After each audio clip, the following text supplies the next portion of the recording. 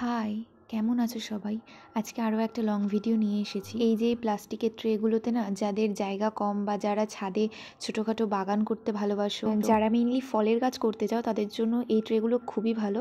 তো এই ট্রেতে আজকে আমি একটা লেবু গাছ লাগাবো। এটা হচ্ছে কাগজি লেবু গাছ।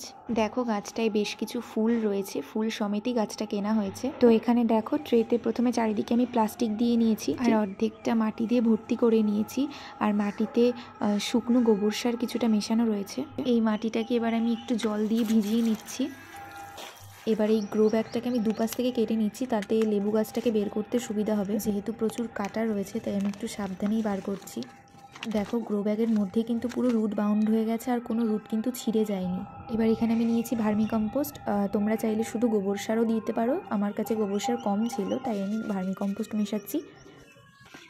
এটা হলো নিমখোল। এখানে 2 মুঠ মতো নিমখোল আছে। যেহেতু এত বড় জায়গা, তাই আমি এখানে 2 মুঠ মতো নিমখোল নিয়েছি। তারপরে দিচ্ছি হাড়ের গুঁড়ো। এখানে 3 মুঠ মতো হাড়ের গুঁড়ো নিয়েছি।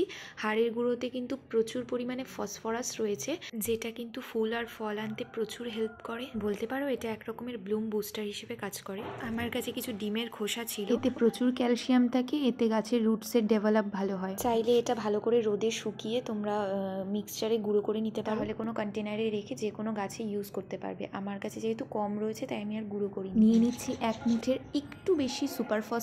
এটা একদমই অপশনাল, তোমরা চাইলে দিতেও পারো, নাও দিতে পারো। এটা গাছের ফ্লাওয়ারিং আর ফ্রুটিংয়ের জন্য খুব হেল্প করে। এবার ওপরে শুকনো মাটি দিয়ে চারিদিকে ভালো করে সমান করে দেবো। আর হ্যাঁ, লেবু গাছের খুব কমন একটা রোগ হয়, ভিডিওটা দেখতে থাকো, আমি এখানেই বলে দেবো। এই মাটিগুলোকে একটু ভেঙে নিয়ে আমি গাছে দেবো। আর এখন শীত অনেকটাই কমে গেছে, এখন লেবু গাছটা বসালে আমি গরমে প্রচুর লেবু পাবো। গাছ বসানো আমার কমপ্লিট। এবার জল দিয়ে পুরো মাটিটাকে ভালো করে ভিজিয়ে দেব। চলো এবার বলি, লেবু গাছের পাতায় এক রকমের রোগ দেখা যায়, এটাকে ক্যানকার বলে। এটা শুধু পাতায় হয় না, লেবুর মধ্যেও ছড়িয়ে যায়। এই যে এরকম টাইপের হয়। প্রথমেই যদি দেখতে পাও, ওই পাতাগুলোকে অবশ্যই কেটে দেবে, আর 7 দিন পর পর নিম তেল স্প্রে করবে। আর ব্লাইটক্স একটা ফাঙ্গিসাইড, যেটা তোমরা 1 লিটার জলে 2 থেকে 3 গ্রাম গুলে নিয়ে গাছে স্প্রে করে দাও। আর এই গাছটায় তেমন কোনো প্রবলেম এখনো দেখা যায়নি। আজকের এই লং ভিডিওটা তোমাদের কেমন লাগলো জানিও, আর ভালো লাগলে সাবস্ক্রাইব করে রেখো। দেখা হচ্ছে নেক্সট ভিডিওয়।